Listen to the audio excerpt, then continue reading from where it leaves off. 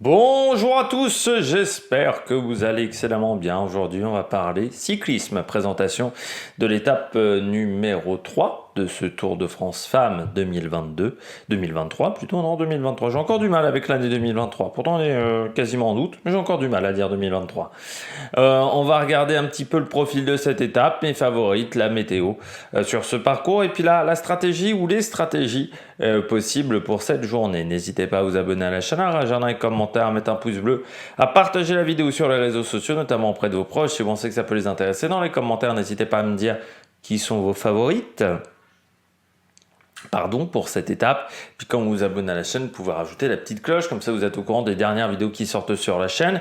Si vous en avez les moyens et que vous voulez soutenir mon travail, vous pouvez faire un super thanks. Et puis vous pouvez aller voir EPS 2.0 sur la plateforme de podcast Amazon, Deezer, Spotify, Google, ou encore aller voir TikTok avec le débrief juste après l'arrivée. On commence tout de suite avec cette étape. Que dire de cette journée? Eh bien qu'elle n'est pas si plate que ça. C'est une étape qui pourrait être intéressante pour une échappée parce que, bon, les sprinteuses de base, on pourrait les mettre comme favorites, mais il y a quand même pas mal de difficultés dans la journée. Alors, est-ce que ça suffira à éliminer les sprinteuses? Ça, c'est la grande question, mais on pourrait quand même tenter le coup de l'échapper en grosse cote parce que on ne sait jamais si un groupe arrive à s'organiser devant avec des filles qui sont dans des équipes où il y a des sprinteuses, ça peut éviter à certaines équipes de rouler, donc ça peut être intéressant.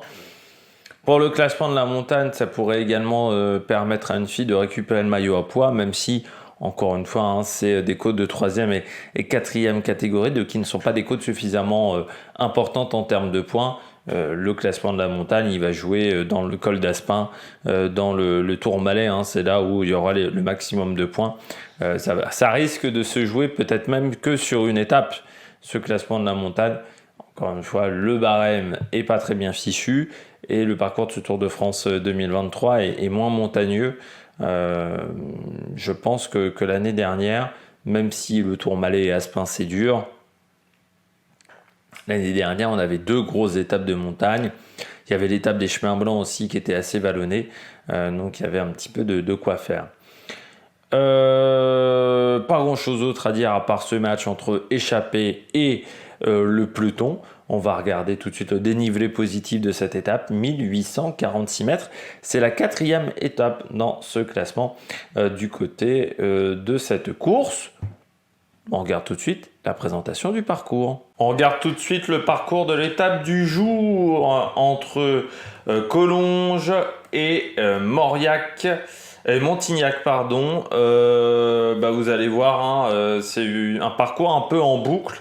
Alors on part de Corrèze pour aller en Dordogne. Voilà, tout simplement. Sur cette étape, voilà, on va passer par la Corrèze. Hop. Notamment à Arnac-Pompadour. Donc c'est une étape assez particulière en fait au niveau de son format parce que bon, le chemin le plus court ferait une cinquantaine de kilomètres, donc on va tenter de prendre certaines difficultés, voilà, des côtes de 4e, 3e catégorie. Ça pourrait peut-être permettre à une échappée d'aller loin dans cette étape, voilà, entre la Corrèze et la Dordogne. Pour cette journée, on regarde tout de suite le profil de cette étape. Donc, comme vous le voyez, 3 côtes de 4e catégorie pour une côte de 3e catégorie, mais des petites bosses tous les jours entre Collonges, La Rouge et Montignac-Lascaux. Alors, il faut savoir que ça doit être un nouveau nom de commune parce que moi, j'ai trouvé la météo à chaque fois, j'étais obligé de taper Montignac tout court. Début de journée en bosse, alors ça se voit peut-être pas très bien pour vous, mais vraiment les 4-5 premiers kilomètres seront au pied d'une bosse, et puis ensuite on redescend vers Lanteuil. Et la première côte du jour qui sera au kilomètre 27 au niveau du sommet, la côte du Pérou, 4 km 8 à 4% de moyenne, côte de 3e catégorie. On la regarde tout de suite. Alors, les côtes, il n'y a vraiment pas du gros pourcentage, c'est toujours très roulant, là vous voyez 5-4%. Bon, la côte fait 5 km, c'est pour ça qu'elle est en 3e catégorie, mais c'est très roulant sur cette bosse. C'est pareil pour les autres côtes de la journée, on sera entre 5-6%. Vous attendez pas à avoir des murs à 10%, mais tout le temps en prise. La particularité de cette étape, c'est que quasiment toute l'étape, on sera en prise. Notamment en Pépezac-le-Noir, côte de l'Escurotte, 2 km 6 à 4,5 de moyenne, c'est une côte au kilomètre 58. C'est-à-dire 30 km plus tard, côte de l'Escurotte, vous voyez, bon, 2 km 6, là encore 5, 4%. C'est roulant, mais ça reste en prise. Et puis on va vers Arnac Pompadour pour redescendre avec l'enchaînement de 2 côtes de 4e catégorie. Je ne sais pas pourquoi on ne les a pas réunies en une seule bosse. La côte des Andrieux, 2 km 7 à 4% de moyenne, et la côte de Saint-Robert, 1 km 1 à 6,2 de moyenne au km 92, c'est-à-dire à 60 km de l'arrivée pour ces deux bosses qui seront les 2 dernières bosses de classement de la montagne de la journée. La côte des Andrieux, là encore un très roulant, on est à la limite entre le vert et le bleu au niveau de l'indice couleur. Et puis la côte de Saint-Robert, très courte, c'est là où on a les plus forts pourcentages de la journée. On redescend ensuite vers Bas-de-Foldance, qui sera le sprint intermédiaire à 27 km de l'arrivée. Et puis les 12 derniers kilomètres qui seront tout plat, entre le Lardin, Salazar et Montignac-Lascaux. On regarde le final même de cette étape. On va remonter un petit peu vers le Lardin, Salazar. Vous voyez, la route sera assez droite. Il y aura quelques courbes, mais pas difficiles. Et puis dans le final, bon, je zoome un peu dans les derniers kilomètres vers Montignac. Il faudra contourner un rond-point. Là, ça sera une zone assez technique. Il y a 2 passages compliqués parce qu'il y aura 2 ronds-points à franchir par l'extérieur. Donc, il faudra faire attention. Celui-là et celui-là, c'est également un rond-point avant un dernier virage qui sera à 650 mètres de l'arrivée pour cette étape à Montignac. Donc, il faudra faire attention voilà, à ces 2 ronds-points qui sont dans les 3 derniers kilomètres de cette étape du côté de Montignac. Je crois qu'on a tout dit sur la présentation de cette étape. On peut regarder tout de suite les données Strava de cette journée. Un seul segment Strava pour cette journée, c'est la côte de l'Escurotte, 2 km 500 selon Strava. Le meilleur temps, c'est Magdeleine Vallière en 7 minutes 33. Et ces 3 concurrentes de l'équipe EF Education qui ont pris le meilleur temps à l'équipe Jumbo Visma. Mais ce temps a été battu par Jadeville, qui a fait 6 minutes 36, c'est-à-dire 1 minute de moins que Magdeleine Vallière. Ça aurait été bien que sur le site du Tour de France, ça soit mis à jour au niveau des temps. Du côté des garçons, j'ai pas de temps chez les professionnels.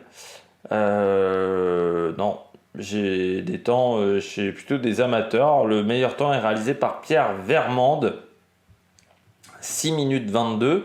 Et donc Jadeville est 10e temps de la bosse, hommes et femmes confondus, en 6 minutes 36 à 23,3 km/h, 268 watts de moyenne dans cette bosse. Voilà, pour ceux qui aiment bien les watts.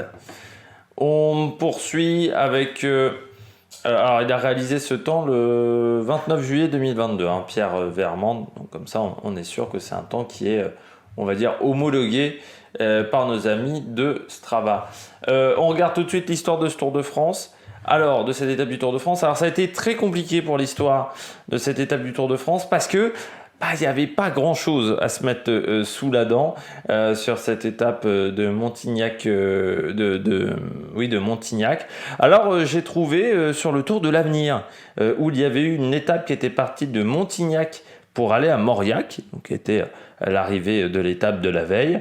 C'était la 3e étape du Tour de l'Avenir 2019. Et alors, j'ai pas beaucoup d'informations sur cette étape. Elle avait été remportée par Ethan Ether ce jour-là, devant un autre Britannique, Tom Pidcock, les deux coureurs de Ineos. En 3, c'était Stefano Olnadi, Terrada en 4. Donc, il y avait quand même du beau monde. Un Tobias Foss en 5, Battistella en 6. Alors, j'ai Urco Berardet, un peu moins connu. Et 8, 9, 10, c'est Attila Walter, Clément Champoussin, Ilan Van Wilder. Pas mal quand même. Dans cette étape, ça avait été bien réalisé. Ça avait été une belle journée, tout simplement, du côté de cette étape. Il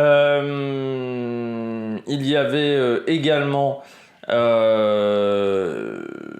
peut revenir un petit peu sur ce Tour de l'Avenir 2019. Alors parmi les coureurs qui sont désormais professionnels, on a Tobias Foss, on a Aleotti, Van Wilder, Champoussin, Zimmermann, qui avait fini 5e du général, Mauri Van Sevenant, Michael Ries, Alexander Cepeda, Lars Vandenberg était également de cette génération, Binyam Girmay avait fait 5e de l'étape numéro 10, j'ai qui d'autre? Nicolas Prodhomme, mais de cette même génération-là, Matteo Jorgensen également, Sylvain Moniquet aussi. Donc voilà, on avait une belle génération. Et Bissegger, par exemple aussi, on avait une belle génération avec Caden Groves aussi, la joie, Tobias Bayer. C'était une belle année, quand même pas mal qui sont passés chez les professionnels dans ces coureurs. Mathieu Burgodeau également, qui était de cette génération. Fred White, Joel Sutor, Varis Skjold, Guglielmi également. Donc ouais, belle génération de coureurs. C'est même une année où il y avait eu un chrono par équipe, voilà, qui avait été remporté par l'équipe de Suisse. L'équipe de France avait eu du mal. Elle avait fini à 1 minute 06 sur ce Tour de l'Avenir. Bon, on poursuit avec le coureur cycliste du jour. C'est Jean-Luc Delpech, professionnel de 2005 à 2013. Alors chez Bretagne Schuller et puis après chez Fortunéo. Équipier souvent à l'attaque. Je me souviens notamment quand Dimitri Champion est champion de France, qu'il avait fait des attaques un peu avant, à une 50aine de kilomètres de l'arrivée. Il avait attaqué pour dynamiter un petit peu le groupe de tête. Et puis un profil baroudeur, ça faisait partie de ces coureurs qu'on voyait souvent en échappée sur les courses professionnelles, notamment. Je crois qu'il avait été échappé sur le Tour de France. Alors, dans son palmarès, on a Paris 3 en 2008, la Ronde de l'Oise en 2012 et puis les Boucles de l'Aune en 2010. Du côté de la météo, route qui pourrait être humide à certains endroits, il faudra faire attention parce qu'on aura de la pluie le matin, 20 degrés, le temps mitigé avec un vent d'ouest entre 20 et 40 km/h de côté sur le parcours, sauf entre la 3e côte et la ville de Charvex-Cubas, qui est juste avant le sprint intermédiaire où là le vent sera de face. Et dans la dernière ligne droite, le vent sera de dos également. Donc voilà, vent de côté sur, je dirais, 80% du parcours et vent de face sur 20% du parcours. Du côté de la stratégie, soit échapper avec pas mal de filles au départ qui essayent de s'accrocher et qui essayent de jouer la victoire au bout, ou soit la victoire au sprint avec une échappée qui sera filtrée, qui on ne laissera pas beaucoup d'avance. Ça, c'est la grande question. Moi, je parie plutôt sur un sprint, alors parmi mes favorites. Je pense quand même à un sprint où ça roulera vite, donc je n'ai pas mis j'ai pas mis tout de suite Lorena Wiebes. Je tente Marianne Vos, la néerlandaise de la Jumbo-Visma. Je tente Chiara Consoni, fille pas énormément connue encore dans le peloton, chez, on va dire, un peu les néophytes du cyclisme féminin, qui a une très bonne pointe de vitesse, qui est la sœur de Simonet. Et puis Lorena Wiebes. Voilà, quand même, elle passe mieux les bosses, mais est-ce que ça va pas être un peu trop difficile pour elle? Et puis en grosse cote, une échappée, pourquoi pas avec la Belge Sanne Cant, qui a des qualités. Après, il faudra réussir à passer dans les derniers kilomètres, mais ce sont des routes qui sont assez techniques quand même, et ça sera pas facile de s'organiser en Corrèze. Les routes sont pas forcément très faciles, et pas forcément avec un rendement exceptionnel également. Du côté du programme télé, départ fictif à 13h30, la côte du Pérou entre 14h25 et 14h29, la côte de l'Escurotte à 90 km de l'arrivée entre 15h10 et 15h19, côte de Saint-Robert entre 16h et 16h14 pour une arrivée prévue entre 17h20 et 17h44. J'espère que vous avez aimé cette vidéo. Si vous avez aimé cette vidéo, n'hésitez pas à vous abonner à la chaîne, à réagir dans les commentaires, à mettre un pouce bleu. Et puis nous, on se retrouve pour de nouvelles aventures sur la Mac Production. Ciao ciao!